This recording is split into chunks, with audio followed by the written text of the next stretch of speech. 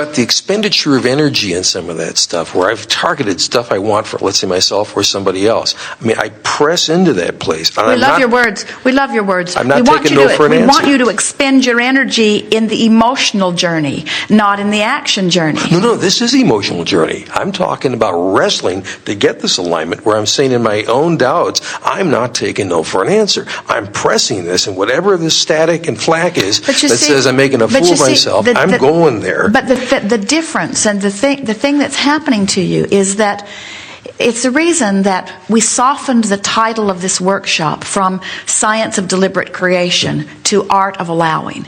It's that difference that we're wanting you to feel, because there's a difference between wrestling something to the ground in determination and relaxing into well-being. And we want you to accept that to a certain you can make things happen to a certain extent with brute will and force and that kind of determination. But it is relaxing into an expectation of things going right for you that you're wanting to overlay over your vibration. It's softening, it's loving yourself enough to let it in. It's like, feel the difference between I'm right, I've done the right things, I've lined up in the right way, and this should come to me, which is a sort of demanding, determined vibration that's full of resistance, and saying, I think I've done the right things, and I'm expecting good things to come, and things usually go well for me, and life is good, and Source loves me, and well-being abounds, and there's no reason that this shouldn't flow easily into my experience.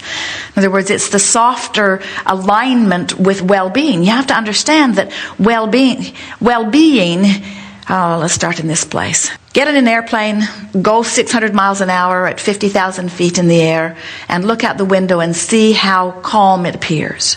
Put the same airplane on the ground and go 500 or 600 miles an hour, not so calm.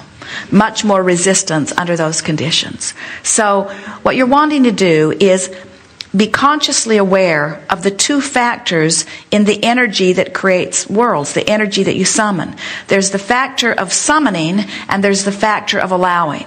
So what you were describing just now in your determination, that's the factor of summoning. That's the factor of saying, I want it, I've compared all of these things, I've decided, I'm determined, I want this. That's the summoning factor. And you got that down. You're really good at focusing. You're really good at determining. You're really good at analyzing and assessing and making your decision. You've got that part of the equation, that focusing part of the asking, you've got that down. But the other part of it, which is equally, if not more important, is you've got to relax and accept and expect and allow what you're asking for to happen. And there's something that's happening within you. Happens to a lot of people that for some reason you don't expect it to happen without hard work, without struggle, without paying some sort of a price, without explaining something to somebody. In other words, you're not letting it happen easily. You're working far too hard at this. That's the reason that you use words like struggle. And that's the whole point, working far too hard. I'm getting results. They blow my mind, and anybody who knows me says, whoa, how did you do that?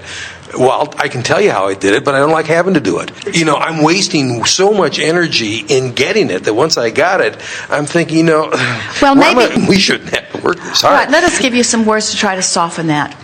We said to Esther the other day, and it had a wonderful soothing effect on her.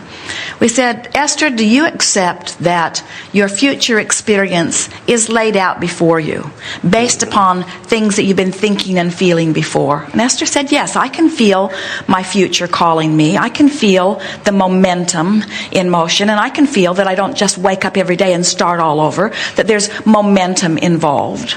And we said, Esther, do you realize that based upon things you've worried about and wondered about and maybe even struggled with, that you have laid out before you some problems that are going to manifest as you move forward? And Esther said, yes, I'm embarrassed to admit that I can feel how some of my insecurities or even tantrums or angry outbursts or concerns could have cluttered my future experience with maybe some of that.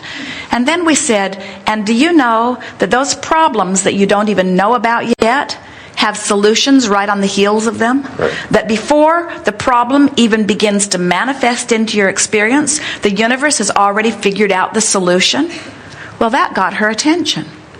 And then she began to ponder, well, maybe if I were more solution-oriented than problem-oriented, I could find the solution in the same moment that I find the problem, so the problem would sort of be a non-issue in my experience. So as she pondered that, she was washing dishes at the time. They were getting ready to go, and the slide-ins had already been brought in. And Esther moved something on the counter, and it dropped between the counter and the other counter that had slid in. And now Esther knows that there's something in there that's going to be a problem when the slider goes out. It could block the mechanism. Happened right on the heels of this conversation. So Esther got the flashlight and looked down in the little hole, and she could see clearly what it was, but it was back so far she wasn't sure if she could get her arm back there. Jerry is outside pulling in the hoses. He is unaware until now of any of this. So now Esther lies on the floor and takes her jewelry off to make her hand more slender and begins reaching to bring it in. And in the moment that she put her hand there, she had the impulse to check the path. A very strong thought came over her. And there was a very sharp staple sticking out of a piece of the where the vinyl had been tacked, that if Esther had reached blindly, she would have scraped her arm very severely, because it was a very narrow channel that she was reaching through. And she just moved it out of the way and retrieved her bottle and stood up and said to us, "So I was aware of this situation before it even happened." In other words, in alignment with well-being, now not in perfect alignment, or she wouldn't have dropped the thing there to begin with. But almost as soon as the problem began, there was a much bigger problem on her horizon, which was the cutting of her arm as she is reaching back in there.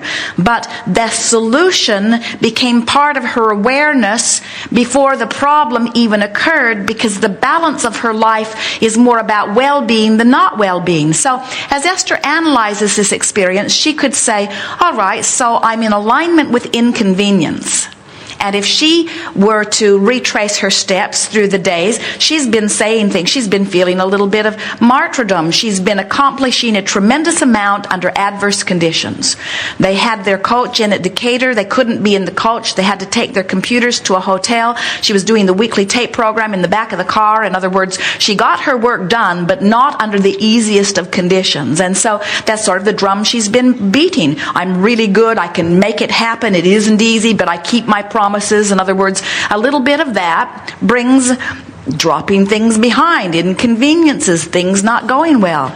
You get a sense of what we're talking about? Everything in your future experience has been laid out by your vibration. And so when you decide nothing is more important than that I feel good, then you start reaching for better feeling thoughts under any conditions, because then you begin to understand this isn't about some outside arbitrator granting me wishes or withholding wishes from me. This is about me massaging myself into a place where I let the well-being in that I darn well deserve. And you're right, it takes practice. You have to talk yourself into it, because many of you have oriented yourself to believe that you've got to work hard in order to have results. And we say, as long as that is your dominant belief, then any results you get are going to come because you believe they will, but they're going to come on the heels of hard work because you believe that's what it takes. And what we're here to tell you is that it doesn't take hard work. It takes alignment. It takes expecting it to come. If you expect it to come under hard work, then you've got to offer hard work. If you expect it to come because things just come, then things will just come. And we think that's what has happened to so many of you is somehow you have wanted so much to be approved of by someone that you have been willing to do whatever you need to do. Somehow, the thing that has got most screwy in the vibration of most of you is, I'm willing to sacrifice my good feeling in the moment for a bigger payoff later. And we say, that is so screwy to law of attraction, because there is no later, there's only now. So if you're sacrificing your good feeling now, you're holding yourself eternally apart, or for as long as you're doing it, apart from what you want. That's why there's the hold up on the stuff. You got to finally say and really mean, there's no reason for me to wait for well-being. It should be mine now. And I'm going to practice myself into the thoughts that softly let me expect my well-being. Look around for evidence of people who are letting well-being in. And what you see on their face and in their demeanor is a relaxed expectation of well-being. A relaxed expectation of good things to flow. Not a fear that then is overcome by a struggle and a hard work. It's a relaxed expectation. Just like the river flows, just like oxygen flows in and out of you. A relaxed expectation of well-being. Great. That's it. One last one. On dying, on checking out, on moving off this planet. The thoughts cross my mind, and this is the last question. When it's time to go, what part can we play? I've looked at Final Exit. That's a book that's been out. We have relatives in our family that basically hanged on longer than was to their best interest. Their body wasn't serving them. Everything was falling apart. They could have checked out quicker. Well, I'm thinking, at what point do you make... In exactly the same way that we were visiting with our friend earlier about relationship staying or going, and we say, just make a decision and then line up with it, is exactly the same thing. So you can feel what's going wrong in that situation is indecision. In other words, I'm not happy here. My body hurts. I'm a burden to my kids. I'm not having a good time. But I don't want to die because I'm not sure that I'm worthy, and I don't know what's over there. And when I get there, I might be in the wrong place, and I might not have lived my life in the way that I should have. And so there's so much inconsistency. There's no alignment of energy. There's no decision. Haven't you noticed, if you've had any experience at all with watching people making their transitions, that once a person is resolved, it happens very quickly? Esther watched her father, who had been ready to go for some time before he left, but he believed he was necessary to the caretaking of her mother. And once the caretaking of her mother, it was evident to him that that was underway, and he saw that there were people caring for her much better than he was able to care for her. He said to Esther one day, well, nothing here feels very important to me anymore. And Esther knew when she heard those words that he had decided to go.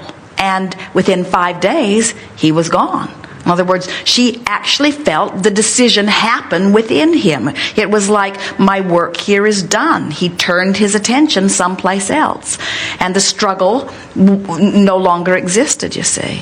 So would you support Jack Kevorkian? Absolutely. Yes. Absolutely. Yes. But here is the most important thing. You don't need Jack Kevorkian. You don't need someone to give you the avenue through which, in other words, that's a very action-oriented journey that has been very uncomfortable for everyone involved in it. Where anyone, first of all, we want to say to you that every death is suicide. Because nobody can do anything to anybody but you. So everything that happens to everybody is self-imposed. And is that not the definition of suicide? A self-imposed removing of physical focus, you see. And so, it's fear of death that causes you to hang on. In other words, what we notice as we watch you is that whatever... Always, as with all things, the path of least resistance is the one that you ultimately come round to. And we just don't think that you need to get yourself into such a place that your physical experience is such a horrible experience that then the thing you've feared all of your life becomes the lesser of the horrible experiences. In other words, that's the way most people make their decision. They hurt so much, or they feel so awful, that even this thing that they've pushed against all of their life now seems like a better option. And we say, it's so nice to just come to the awareness that you can turn your attention to anything that you choose, line up with it, and heaven and earth will part in order to assist you in achieving it. Whether it's death, whether it's relationships, whether it's financial independence from poverty, whether it's abundance of all things that you consider, makes no difference. The laws are the same. It's a matter of picking what you think is the choice that you would like to explore, lining up with that choice, and then the universe will assist you. And as it manifests, then you can make another choice. What is troubling to so many of you is that somehow you've been convinced that you have to be able right now to make a choice that will be the right choice forevermore.